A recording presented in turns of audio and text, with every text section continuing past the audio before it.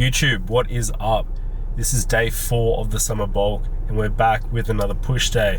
So it is Thursday. I've literally only had like 1 day rest between my last push day. I honestly thought I was going to be taking a rest day today, but I woke up, chest has actually recovered really well. Like literally no pain, no soreness, which is great. So as long as you guys are getting, you know, at least 1 day rest in between each muscle group, so you, like before you hit it next, you should be fine. Obviously, if you had like a crazy ass workout and your recovery isn't there, your shoulder or your chest is feeling a bit funny, definitely don't push it. But rather than taking a rest day, you know, I've got time to train and we're gonna send it. So we just finished up at doing our CPR refresher, and yeah, that's probably where I decided we're actually gonna train today, because we had to do like that 2 minutes non-stop palpitations, and yeah, I got like a bit of a chest pump, but like there was no pain, felt really good, and like smashed a pre-workout meal as well. So I already had my cream of rice meal, had a few English muffins too with some jam, so carbs are through the roof. So today's pump should be like next level. So yeah, with you guys, if you are having any pre-workout meals, make sure you're having like easy digestible carbs so your body can utilize it, and you know, try to keep like your fats down so you don't get too sluggish, with a bit of protein in there as well. But yeah, for today's workout, on the menu we've got incline DB press. So always gonna start with a heavy press. Before that though, I'm gonna do like an incline fly, just like last workout to pre-exhaust, and we're going to do like an incline cable fly like on a bench, which is probably one of my go-to fly movements other than the pec fly. I'm also going to do a pin loaded incline hammer strength, which is I'm going to do after probably like a shoulder press and my incline DB bench. That's like something I've really been enjoying. It lines up really well, constant tension as well, versus the plate load that I did on the first day, and then obviously some flies and some triceps as well. So that's pretty much the plan. Pretty keen to jump into it, so I'll see you guys in the gym.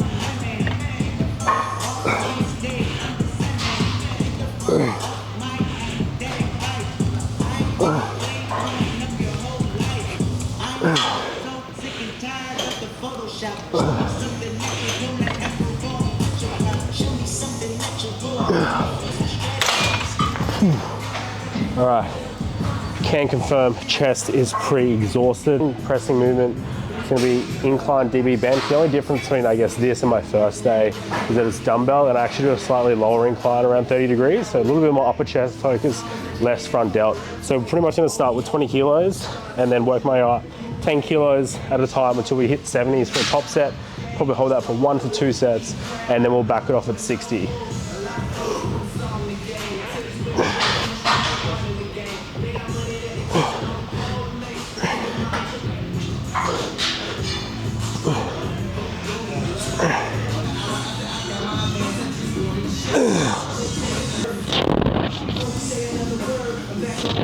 So top set, we'll see how these 70s move.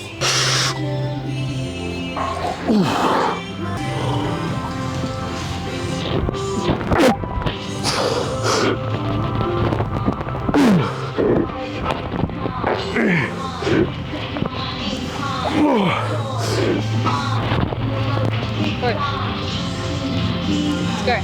Right. No.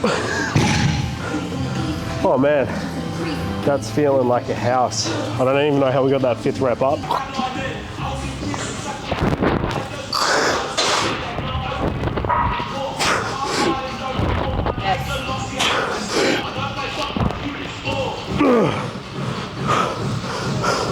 Let's go. 2. Come on. Breath. Oh man.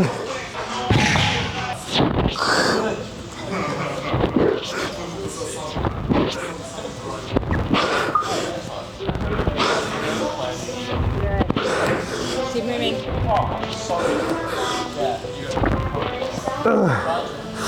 Let's go, push. Yeah. Come on, 1. Up. Drive. No man. All right, 9 reps. Chest is smoked. Let's get into some shoulder press. Probably stick to like pin loaded.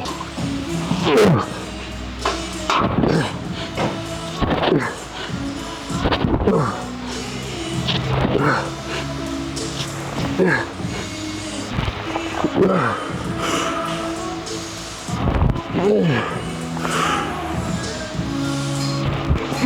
more.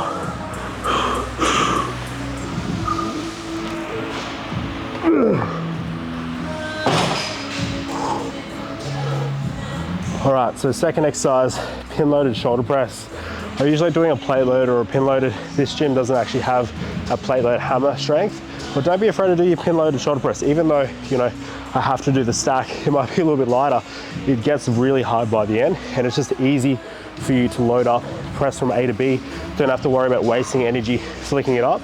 So that's why I do recommend that you guys take advantage of machines if your gym has them, just because, like I said, you can focus on pushing the failure rather than you stabilize like your wrist or your shoulders giving out. So by this stage, I've already gone super heavy on my incline chest press, so I'm pretty smoked. And also it's my second push day of the week. Like if I'm gonna do my heavy shoulder presses as well after my incline, I'll do that at the start of the week.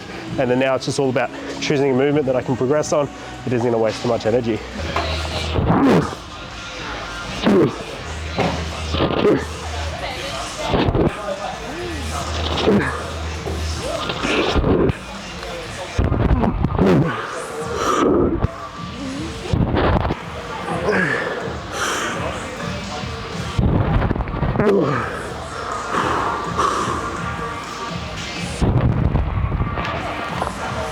Come on. That was a dodgy ass last rep, but we're still gonna count that as 10. One back off to go, and then a little bit more chest.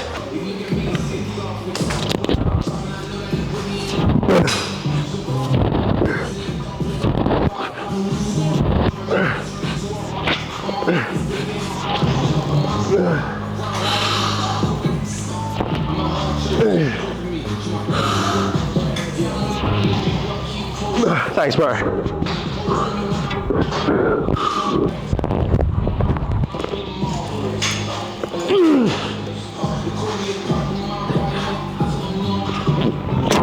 Oh man, that is heavy.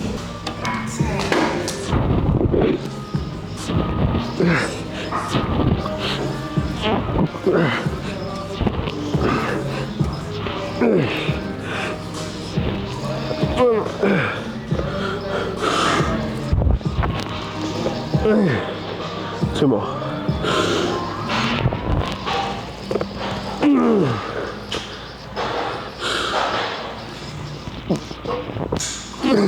Right, what it is. So the first raise variation is going to be the lying cable ladder raise. I usually do this like in the standalone setup, but super busy tonight because I am training later. So we're just gonna do it here. I also actually like to use cuffs, but I hold the D handles in my hand just to make sure my hand's in neutral position. And yeah, these really smash those side delts. I find it personally a lot easier to like switch my traps off as well.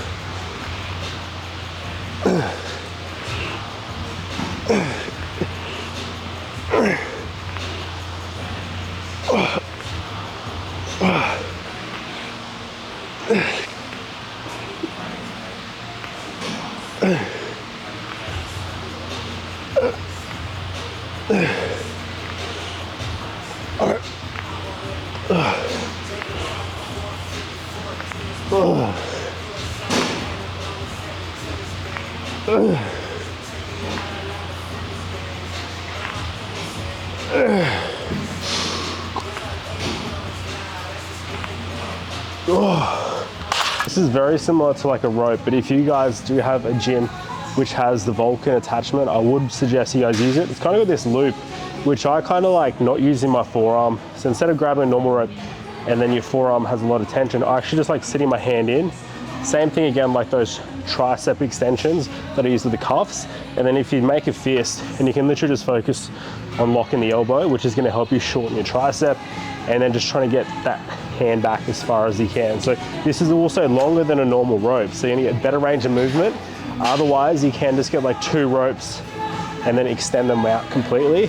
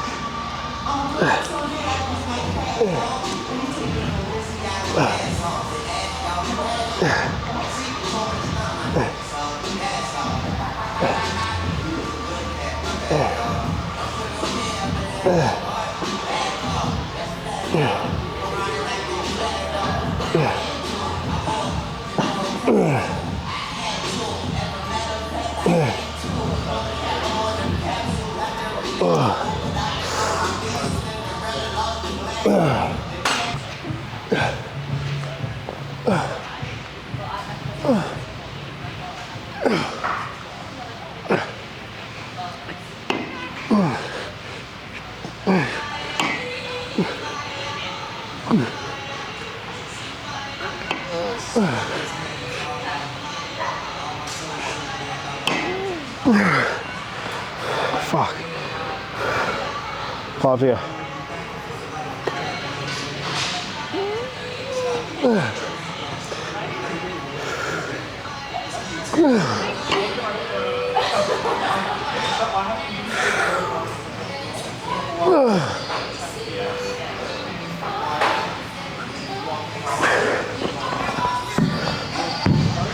So push session complete. We are outside today for the physique check just because I was up in the yoga room yesterday and I didn't actually realize, but the footage was super overexposed. So apologies for you guys. You couldn't have seen shit.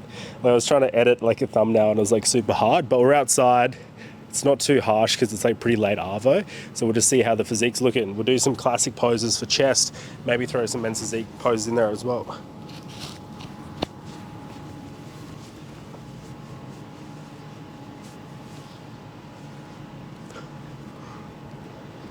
Alright, don't know what this lighting's like, but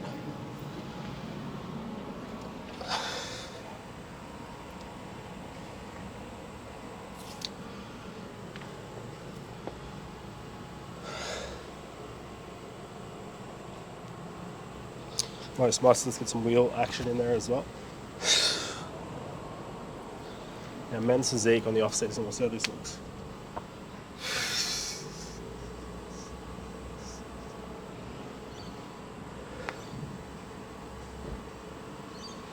Chest is feeling really pumped though, so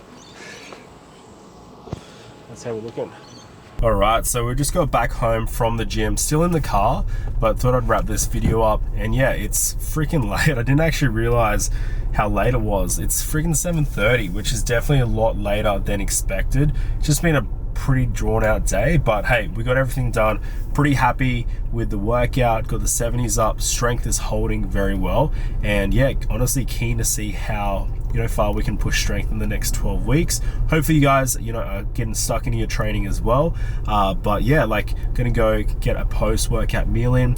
I was gonna let you guys know as well, like tomorrow is like day 5 of the bulk and I'm definitely gonna have a rest day. Like for me, I take rest days when I feel like I need it, and I think tomorrow is gonna be a day, like I've had like fucking 4 massive days of training. You guys have obviously seen intensity's been up there, so I think I'm gonna take my rest day tomorrow and then pretty much finish the week off after with like my pull day, upper day, and then I'm gonna have to start again with freaking legs. So it looks like we're locked in with that split. But in saying that, rather than like skipping the video, I was actually thinking when I was driving home, I'm gonna actually be posting a full day of eating for you guys tomorrow. So I'm gonna give you guys a bit of an insight as to the foods I eat, what I usually have for like pre-workout and post-workout meals. Obviously that varies, like same thing with you guys, like some days I might need to train in the morning, some days later in the evening, but it's generally very consistent.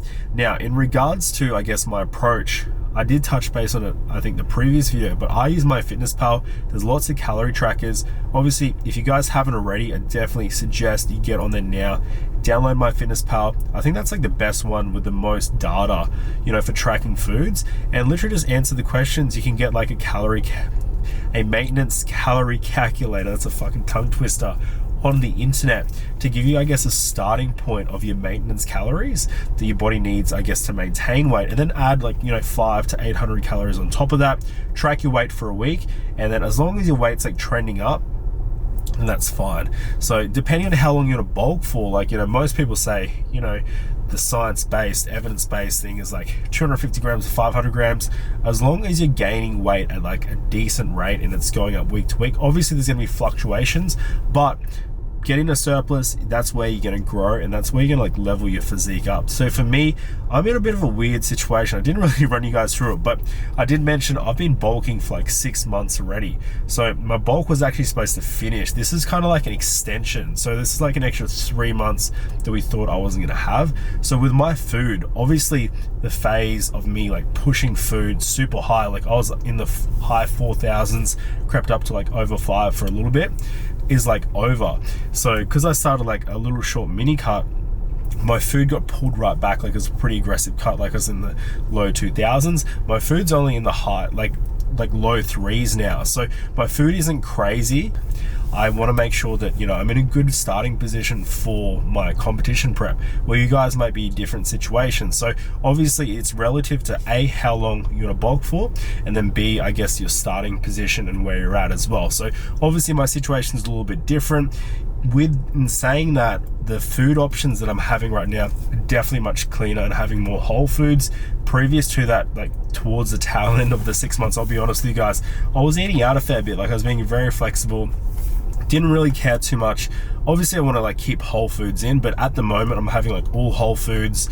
I'm having all my meals at home, versus before I'd probably say I'd have like 4 out of the 6 at home, and then I'd be getting like GYG, grilled, or like sushi or whatnot, and just fitting that in, like being more flexible. So you definitely recommend you guys, like if you're doing it for lifestyle, just be flexible, enjoy yourself, have foods that you like. Main thing though is A, hitting your protein target, and B, you are in a surplus. So track your calories.